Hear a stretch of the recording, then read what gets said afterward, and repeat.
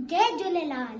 सदके सदके लाल कलंदर झूले झूले लाल कलंदर असुजन मेले जू लाल साईं जी सभिन प्यारन के लख लख वाधायूं। अभी तो जय झूलेलाल बोलना ही पड़ेगा, अब तो जय झूलेलाल बोलना ही पड़ेगा। तव्हांखे ख़बर आहे असुजो चंड छा थींदो आहे, कॾहिं ईंदो आहे इहो? पाण खे न विसारियो, सिंधी आहियो, सिंधीअ में ॻाल्हायो, सिंधियत जी शान वधायो।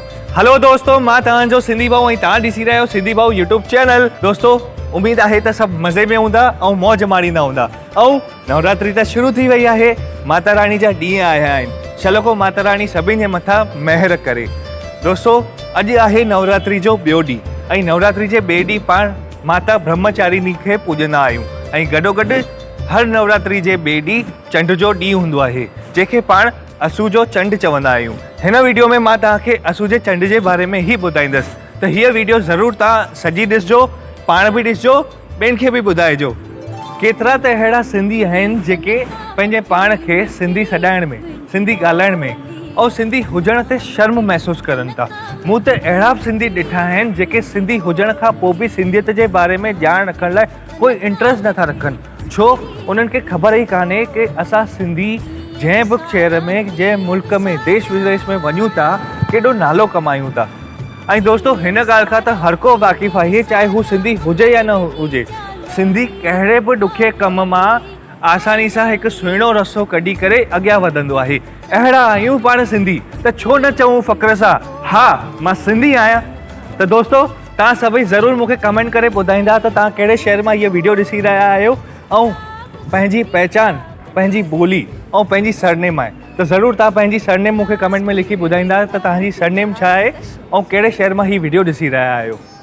ऐं हाणे जीअं त मां तव्हांखे ॿुधायो त हिन वीडियो में मां तव्हांखे असू जे चंड जे बारे में ॿुधाईंदुमि। हर कंहिं सिंधी खे ख़बर आहे त असांजो ईष्टदेव वरुण अवतार श्री झूलेलाल साईं आहे, जंहिंजो जनमु चेट जे महीने चंड जे ॾींहुं थियो हुयो। तंहिं करे पाण हिन ॾींहं खे चेटीचंड चवंदा आहियूं। ऐं दोस्तों, तव्हांखे ख़बर आहे मां लाल साईं जी जीवन लीला जे बारे में बि वीडियो ठाहियूं आहिनि। लाल साईं जी सॼी जीवनी उन्हनि 4 पार्ट जे वीडियोस में आहिनि, जंहिंजी लिंक्स हिन वीडियो जे डिस्क्रिप्शन जे अंदरि तव्हांखे मिली वेंदी।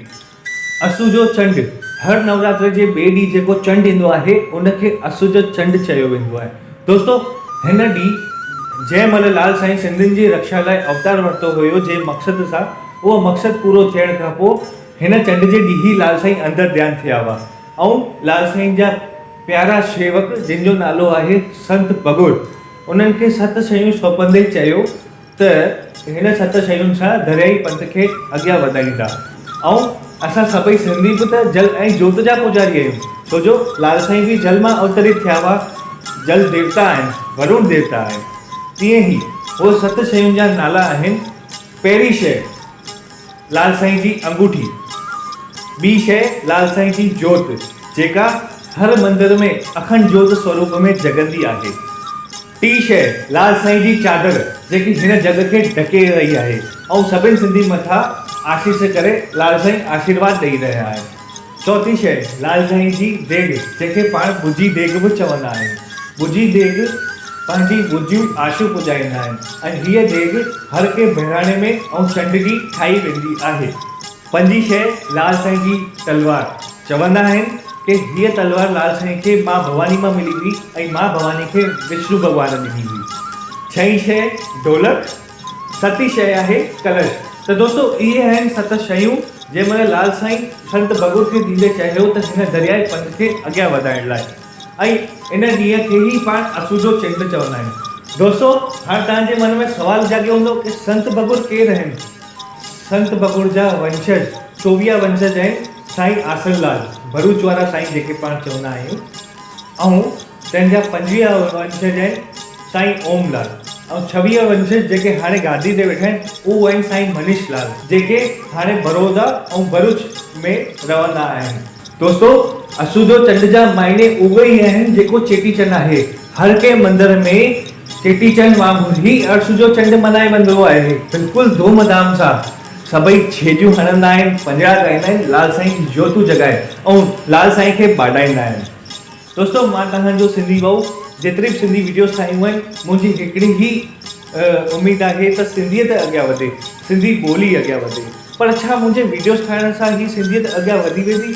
न, असां पाण सभई सिंधी आहियूं, तव्हां बि सिंधी आहियो, ऐं सभिनि सिंधियुनि जो फ़र्ज़ु आहे त हर को सिंधियत खे अॻियां वधाईंदो त ही सिंधियत अॻियां वधाईंदी। ऐं सिंधियत आहे छा? सिंधियत आहे culture, music, drama, Sindhi films, Sindhi directors ऐं सिंधी सिंगर, जेतिरा ही सभु आर्टिस्ट आहिनि उन्हनि खे मोटिवेट करणु हर हिकु सिंधी जो फ़र्ज़ु न आहे। ज़रूरु वीचार कयो। ऐं हाणे पाण मिलंदासीं हिकु ॿी नई वीडियो सां गॾु।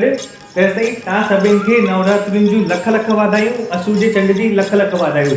ऐं हा, हिन वीडियो खे लाइक कंदा, शेयर कंदा, कमेंट करे ज़रूरु ॿुधाईंदा कि ही वीडियो तव्हांखे कीअं लॻी, ऐं ॿियनि खे ॿुधाईंदा।